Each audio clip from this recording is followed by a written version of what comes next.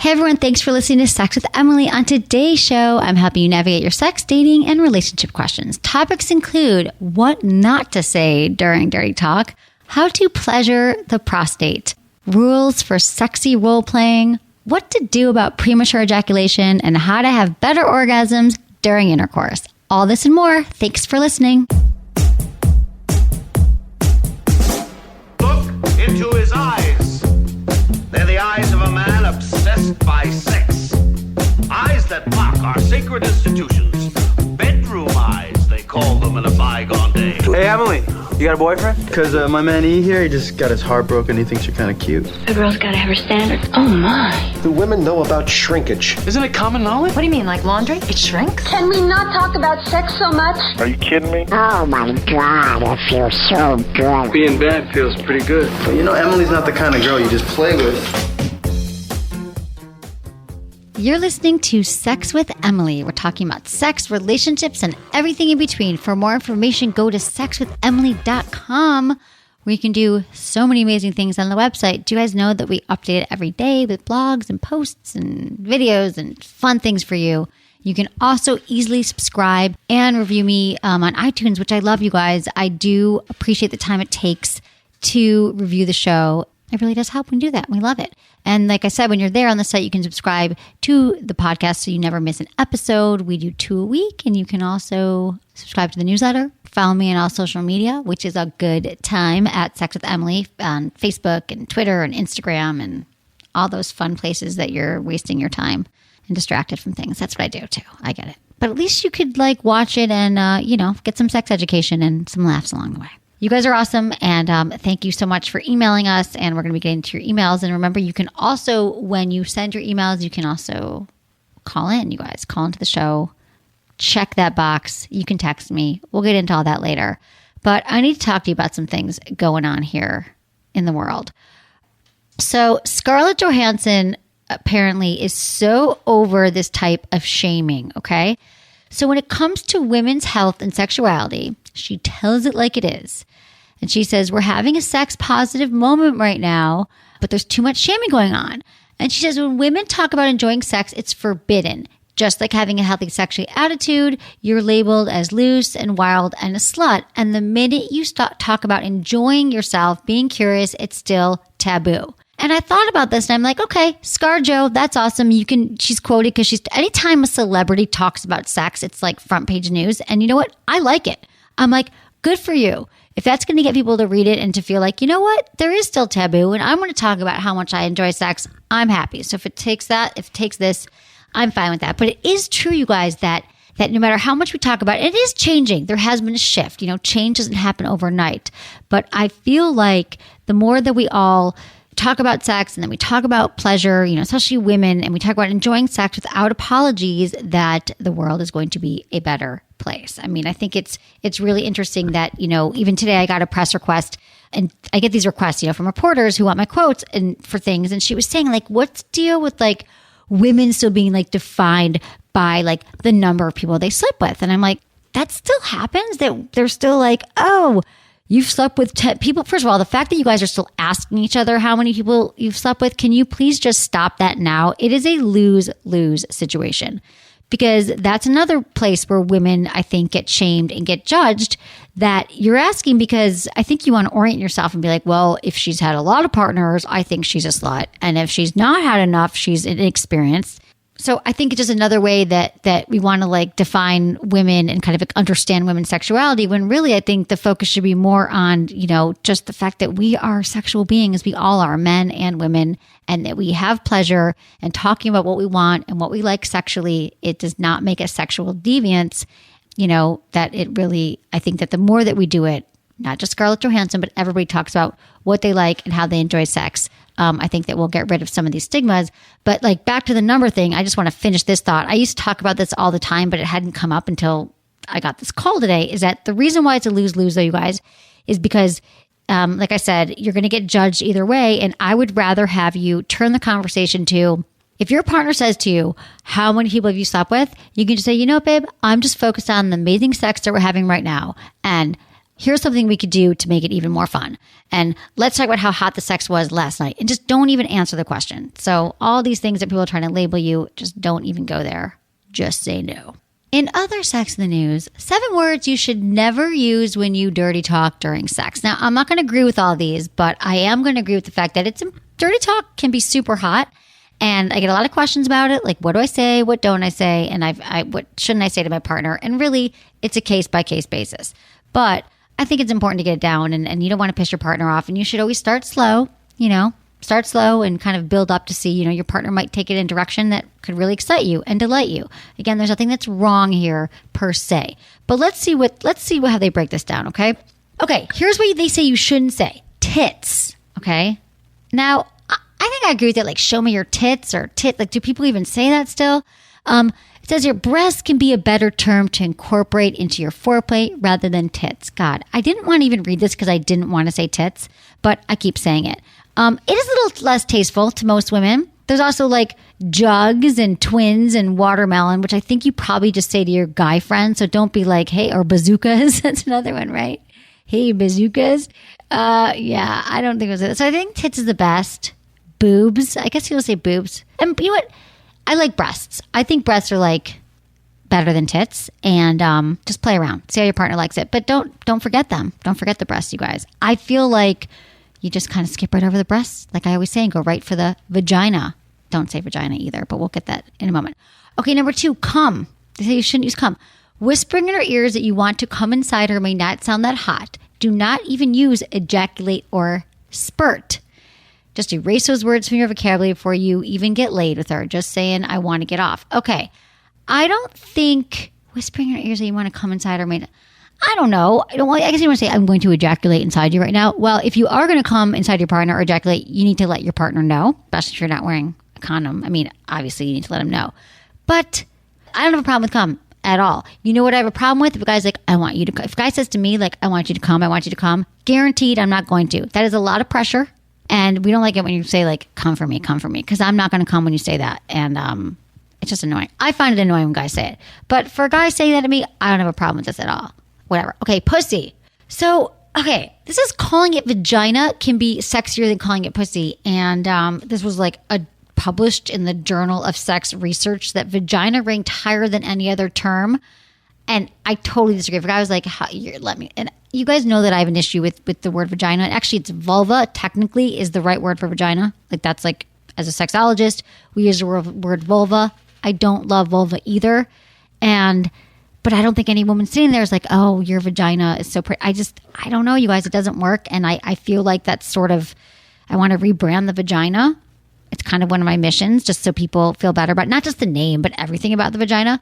But I don't think pussy's so bad. I think case by case basis, some women might be offended by it. But, tread lightly. But I don't know. And if you think vagina's hot, that's cool too. Here's the thing, you guys. You know me. I'm sex positive. I'm like, whatever works for you, I'm not going to judge you.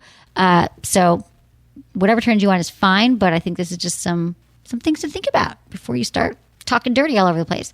Okay, testicles. Just call your nuts what they are, balls. Steer clear of all the clinical terms like, please hold my testicles. You're not a doctor. I don't know. I guess balls is probably the, family jewels. Like breaking down testicles and saying, oh, would you fondle my testicles? It's like me saying, like, would you please lick my labia majora, my labia minora? I mean, I don't think we have to get that specific. So balls is fine. And I think pussy's fine. I'm coming around to it. Okay, magic stick. I don't know that anybody's ever used the term magic stick, but I guess you're not supposed to use it. Do away with magic stick. Call it penis. No woman in the world is going to take you seriously if you're like, can you roll this condom onto my magic stick? It's like you think you're some kind of superhero. I didn't even know that was a thing. Speaking of magic sticks, I'm wondering, I feel like it's split between guys if you want, during dirty talk, if you want a woman to say cock or dick. I feel like dick is coming back and they're like, suck my guys. I'm just noticing that it's more dick than cock. And I always thought it was cock. So actually, you guys, I need to hear from you. So you can tweet me, follow me on social media. You can email me. But I feel like dick is making a comeback where it used to be cock. That's just what I think. And I want to hear from you. Okay. Eat out. It says, don't ever say I want to eat you out. I agree. Don't say I want to eat you out. You could say I want to taste you. I agree with that. babe, I want to taste you, or you taste so good, or I want to go down on you, but like eat you out just like makes me not hungry and makes me just want you to leave, I guess. So women are more comfortable, I think, with their lady parts, and they're more game for oral sex. You know, we love oral sex. If you're like, I want to eat you out, like you can, no. I mean, I guess if you're describing to your partner, like your guy friend, you're like, I ate her out. But I don't know if people say that anymore. I think that has gone the way of magic stick on your magic carpet. You can eat her out on your magic carpet. Okay, ass. This I don't agree with either. Don't make the mistake of calling her booty ass. Just call it butt. Like, I like your butt. I mean, butt's okay, but I think ass is hot. If he's like, you have a hot ass, or your ass is so hot. I mean, I think ass is perfectly fine. It says here you could say fanny. Now, fanny packs are coming back. They are, like, in a fashion sense. Like, people are wearing fanny packs, but no, I wouldn't say fanny. I think ass is fine. But again, you guys, up to you. These are some tips, but let me just tell you that dirty talk is here to stay, whether you're like sexting or you're texting or you're sexting selfies, naked selfies, don't show your face, whether you are, what else are people doing? And you're not having phone sex anymore, which I totally think you should, you guys. Phone sex was a good time. But however you're doing it, just, start slow with your partner. You don't want to get too raunchy too fast. That's just always my tips. And we did do a show recently called Top Tips for Talking Dirty if you want some more tips. Okay, guys, thank you so much for listening to the show. I'm going to give a shout out to our sponsors now. Thank you for supporting them. And we'll be back. We're going to answer your emails. Thanks for listening.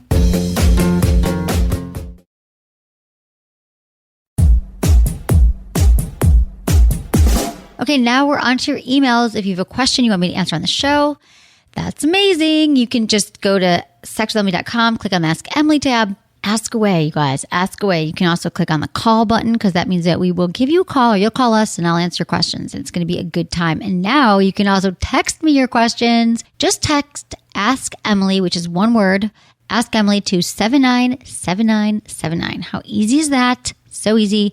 And then you get the actual same form that you get on the website, and you fill it out. Send me your questions. I change your life. You have great sex. It's all amazing. You can also leave me a voicemail, 818-ASK-SWE1, 818-275-7931. And as always, I love it when you include your gender, your age, where you live, and how you listen to the show. Okay. Hi, Emily. I discovered your podcast a couple months ago, and I've been listening ever since. I love your advice and think it's great how sex positive you are. I'm reaching out because I recently started dating guys after thinking I was 100% straight all my life. I've been seeing the same guy for a while now, and the sex is great. Even though I've never been with a guy before, everything came naturally to me. Our connection's great. We're both into the same things, and I'm just so happy to have discovered this part of who I am. We're both very into anal play and have very erogenous butts. However, neither of us have been able to figure out how to unleash our full pleasure potentially by tapping into our prostates. What do you recommend we do to unleash this hidden pleasure spot? Are there toys? Are there techniques? Thanks, Patrick, 29, Minnesota. Okay, Patrick, this is awesome. I'm so glad that you have found some pleasure in a male partner. And you know what? We never really know. You're right. Our sexuality can be fluid, right? For men and for women. So here's the thing about your erogenous butts. A lot of us have erogenous butts, especially for men, you guys. Here's the thing that this is also for a lot of straight guys listening. I've talked a lot about men looking for, it's kind of like, I was going to say milking the prostate, because that is what some people call it, but the prostate massage, and the prostate can have, it's like the male G-spot. There are guys who think, oh, it's going to make me gay if someone plays with my prostate and all that stuff. But I got to tell you that it could feel amazing. And there's a lot of straight men and gay men who derive a lot of pleasure from it. So this advice can be for any guy who wants to go searching for their prostate. So Patrick, I haven't done this in a while. So for you, I love your question. I'm going to break it down, you guys. This is how you can find your prostate. You ready? The most important thing is that you remember that the skin around the anus, at the butt, God, there's no great words for any of the genitalia. I don't love vagina. I don't love penis is fine. Pussy, I'm not going to say that. Okay, anus. Okay, I'll be like the Doctor Emily here. No, seriously, the area around the anus is very sensitive, you guys. It is. It can tear, it can rip. You want to make sure that you've trimmed nails, clean hands. Very, very important. You also, you guys, lube. I don't think I've mentioned lube yet. Wow, we're already like a few minutes in. No, you guys, lube is very important. You have to use lube, and you want to warm up first, okay? So a lot of what I'm going to tell you right now about finding the prostate is very much, it's similar to women searching for their G-spot. So it really helps to like warm each other up first. So foreplay, kissing, teasing, you can like massage his butt and you can tease around his anus, like around the opening. In fact, the nerve endings around there are super sensitive. So make sure that, he's a little bit turned on because the prostate actually swells when aroused. And it can be accessed. The prostate can be accessed in two ways. So you can actually access it externally through the perineum, which is that little area between the scrotum and your anus. And your partner can achieve orgasm just by applying pressure to that area or the taint, for women, anyone who's with a guy. Like if you're giving him a blowjob, you're having sex and you reach down, you put some pressure on there, that is actually indirectly stimulating the prostate. Don't know if you knew that. Little fun fact. And that can feel amazing. But I think what we're talking about is internally, like how do you get in there and how do you find it? So the prostate is located like 2 inches below the rectum towards the scrotum. So picture this. You insert a finger or 2 fingers if you're feeling comfortable. But I always say start with 1 finger and lots of lube.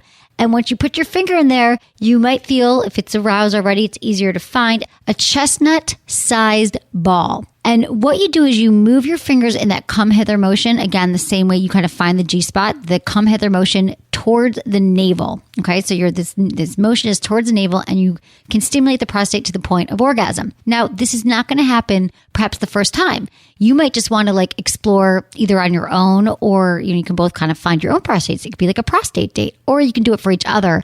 But again, it's going to take some practice. Like a lot of women don't find their G-spot on the first go round. This might take some time, but it's actually fun looking for the prostate.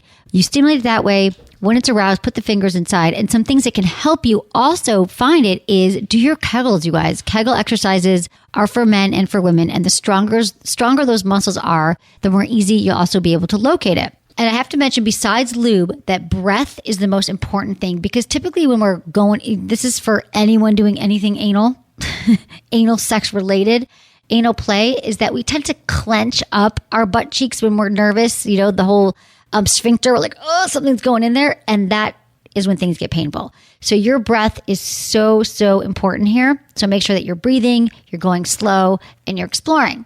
Now, you also asked about toys, which is amazing because there are so many great toys right now for this kind of stimulation. You know that I love WeVibe. They have a new toy. It's called the Verge, and it's just for men. It's the perineum stimulation, and it can be like a warm-up. So it's sensitive. You put your penis in there, and you put your balls inside, and it rests like perfectly in that spot, and that can also stimulate your prostate. It's amazing.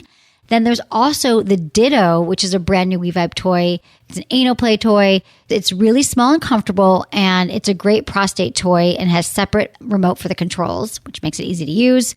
And also there's the Vibratex Black Pearl, which is also a great toy. It's small, it's strong, made specifically for the prostate. So we actually have a review, I think a new review on the website of the Black Pearl. You can check it out. So, wow. Okay, Patrick, there you go. That's a lot of information for you there. I want to know how it goes. Good luck. Go slow and have some fun. Another email here. Hey, Emily, I've been listening for a really long time, but I've never contacted you before. You've opened up my life to so many things, and I can't thank you enough. I'm finally sending in a question. My boyfriend sometimes has difficulty keeping an erection, and he almost always has an orgasm quickly when we do have intercourse. With that said, he's amazing, attentive lover, and he always makes sure I have multiple orgasms. With premature ejaculation, I've heard that edge play can help. When we've tried, he loses his erection completely. My next step is to try promescent, but is there anything else we can try? Thank you, Denise, 44, California. Okay, Denise, premature ejaculation. So here's the deal. Yes, edging can help, but he's got to do some of this practice on his own. And when I talk about edging, that's when it's basically an exercise for men to recognize to get a handle on their ejaculatory control. So he would masturbate, and when he's masturbating, he would stop when he's about to ejaculate. He'd recognize that point of no return, as we call it, and then he'd, slow down his breath, and then he'd start to escalate again. And then he would edge towards the point of orgasm and then bring it back down. And that's really a process, and it can take months for guys to keep practicing and doing it. And when you stop, you're no longer to have this skill built up. So it's an ongoing process, but it's totally worth it and it absolutely works. And you're saying it didn't work during intercourse because he doesn't have the practice in place. So that's one thing. Also, doing Kegel exercises. Again, you guys, I have an app called Kegel Camp. You could download it. He can remember to do them every day, men and women. That can also help him with ejaculatory control. Okay, Fleshlight also has a stamina training unit, the STU. It's like Law and Order STU, special training unit.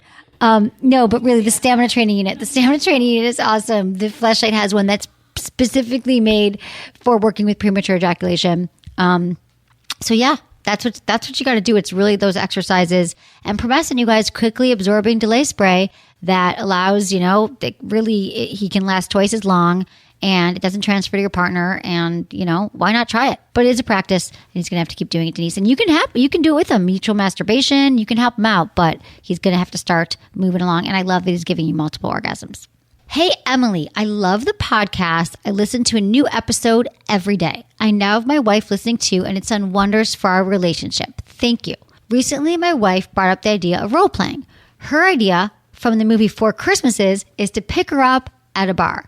Can you share any pointers you have for role-playing, do's and don'ts, etc.? I'm open to any advice or any other ideas for role-playing. Thanks for all that you do. Best, Brady, 30, Utah. Hey, Brady, I'm so glad that you guys are listening to the show. I think it's awesome that you guys couples are listening to the show together because it's just, I think it really does help. You guys, sometimes it's easier to say, well, Emily said, whatever works. Okay, I love the idea of role-playing at the bar. I'm telling you, this is a great thing to do, you guys. And it's like you go in and you're like sexy strangers at the bar. You pretend that it's the first time that you meet. And the reason why this works, and I know you're going, oh, that'd be weird. I already know my partner. Hear me out.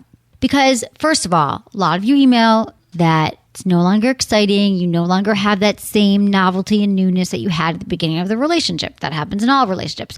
But how great if you could recreate that like newness of not knowing each other. So I love and that's an easy place to start because you don't have to buy any like costumes and dress up. You just like literally meet at a bar at a certain time and you show up.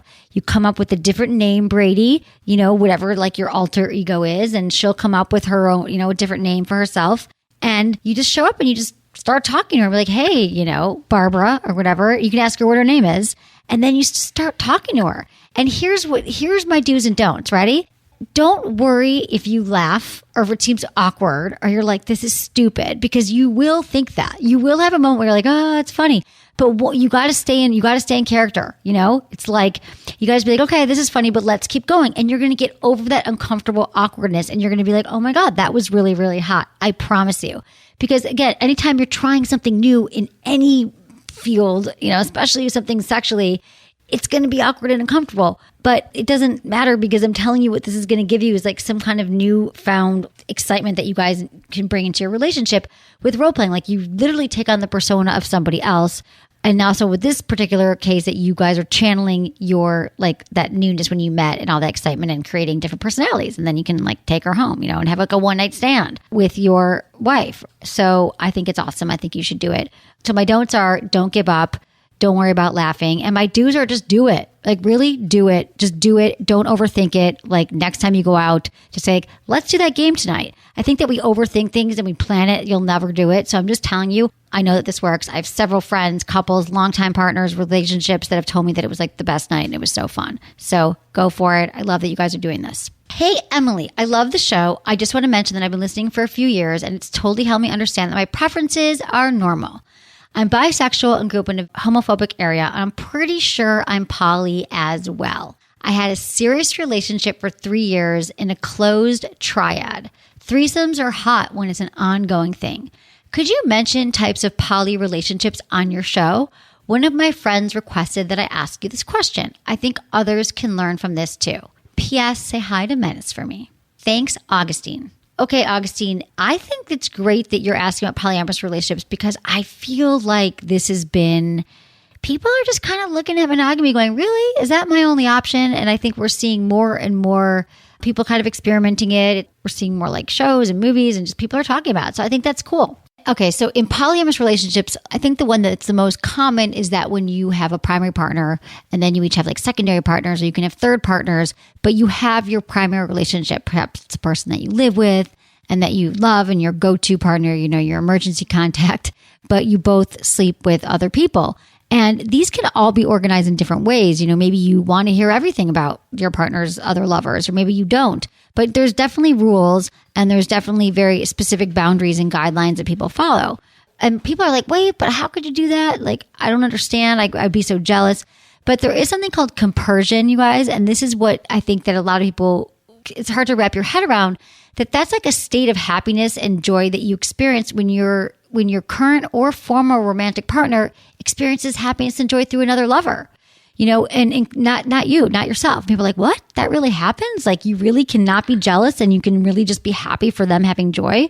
Yeah, you can. And you can actually learn to kind of transcend jealousy. I mean, you still experience it on some levels, but you can also go beyond it. Then there's like an open relationship. And so like an open relationship. So let's think of it this way though. Polyamory is kind of an umbrella term, right? And all these things are underneath it. So an open relationship is when like you can be with your partner, you have your romantic relationship, and you can choose to have other romantic relationships in addition to their own, but you might not, it might just be like you hook up with another couple, or it's kind of more sporadic. And again, you guys, it's really hard to say like this is how everybody in an open relationship defines it, but it's not necessarily the same thing as polyamory because, for example, I know couples who wouldn't say they're polyamorous, but they have some nights where they go out to play parties and they might find a really hot chick and have a threesome, or they might hook up with another couple, but they would never say they're polyamorous because they don't have ongoing relationships. There's also polycule. Polycule is a little more complex. It's like an interconnected relationship where the primaries and the secondaries may or may not be linked. So your secondary partner might be with their secondary partner, and it's like a whole polycule, monocule. Okay, then there's polyfidelity, and that's where all the partners are primary to the other partners, and it's kind of like they're having group sex, and it's only shared within the group. So the only way you can add other partners to this is if everybody agrees. And I don't know if you guys sit around and vote on it. I don't know how it works. I've never been in a polyfidelity relationship. So that's just some ways, you guys, that I could go on and on and on, but there's some other versions of it. Another thing I want to talk about is being solo poly. So you can be like single. It's kind of like single poly. I can be a single and I could be dating multiple people and sleeping with several people, but I don't have a primary partner. I'm just on my own, sleeping with other people and letting them know that I'm dating around, which is what I think a lot of people are doing right now, but they're not necessarily talking about it because they're afraid they'll be judged or whatever. But I think it's great to be honest and open that you are seeing other people when you are indeed doing that. Okay, so Augustine, that was an awesome question. I think that was really helpful for people because I think this whole new world can be confusing for people. But remember, you get to figure out and define it however you want to. Hi, Emily. I've been dating my amazing boyfriend for about a year now, and I'm very happy. He's the first partner I've ever had that was able to get me to come during intercourse and truly makes the effort for me to come. It does take a lot to get me to the point of orgasm. Right tempo, mindset, clitoral stimuli. Believe me, it's nice when I occasionally do reach it, but my orgasm has never been as intense as my masturbation orgasm. I'd like for sex to be engaging, fun, and somewhat rough, but that kind of stuff throws off what I need to orgasm. I get a bit jealous seeing my boyfriend feel so good, and I'm frustrated because I want to reach that point of intensity. I either have to sacrifice an orgasm for good sex or sacrifice good fun sex for a mediocre orgasm. Any advice? Thanks, Katie, 22, Ohio. Okay, Katie, this is an awesome question because I think that a lot of people can relate to the fact that like they can masturbate. It's the sure thing. It feels awesome. No one's watching you. Nobody's like looking at what you're doing and your orgasm phase, and you can get off how you want to, and it's amazing. And then you have a partner and you're like, why can't I orgasm with my partner? And I think that, you know, if you've been listening, that only 30% of women can actually have orgasms during intercourse with their partner. And so for women to, and that means it's just with PV, penis vaginal stimulation. So the thing is, Katie, is that what I would recommend that you do is you don't have to trade off any of these. You can still have rough, fun, engaging sex and have your orgasm. But what you need to do is I would let your partner know what really turns you on during masturbation. So what are you doing during masturbation? You're saying it's mindset and tempo and clitoral stimuli. I'm thinking that might mean that you're using a toy to stimulate your clitoris, because that's the reason why most women can't have orgasms during intercourse, because they're not getting enough clitoral stimulation. So if you are using a toy or your fingers on your clitoris, I would say, can you engage in that? Can you use that during this rough sex. I mean, he could like tie you up and then, hold a vibrator to your clitoris or go down on you and work with you on your mindset and work with you in the tempo. Maybe I always recommend mutual masturbation. It's like one of my favorite things for couples to do, like that and like vacation sex. Because mutual masturbation is an excellent learning tool because you're watching each other. You could be masturbating, he's watching how you get off, he knows how to do it, and then he could take his hand and show him where you want to be touched. So really this is just a point of you guys like literally coming together and then maybe coming together so he can like learn the process with you. But I don't want you to think that you can go, that you need to give up one for the other. You just have to learn how to bring it together, okay? So Katie, let me know how that goes. And thank you everybody for listening to the show. This was awesome. I have so much fun, you guys. I love my job because of you. So thank you, everybody. And please check out all the podcasts. You guys know that the website has tons of podcasts, sexwithemily.com/podcast to find our entire show archive because this is 12 years of podcasts up there and they're not all available on iTunes. We also have our store, Shop with Emily, and sexwithemily.com. A lot of the great things I talk about are available there. Thank you for telling your friends about the show and for following me on social media, which is all at Sex with Emily. Thank you to my amazing team, Ken, producer Lark, and Jamie and Michael. And thanks everyone for listening. Was it good for you? Email me, feedback@sexwithemily.com.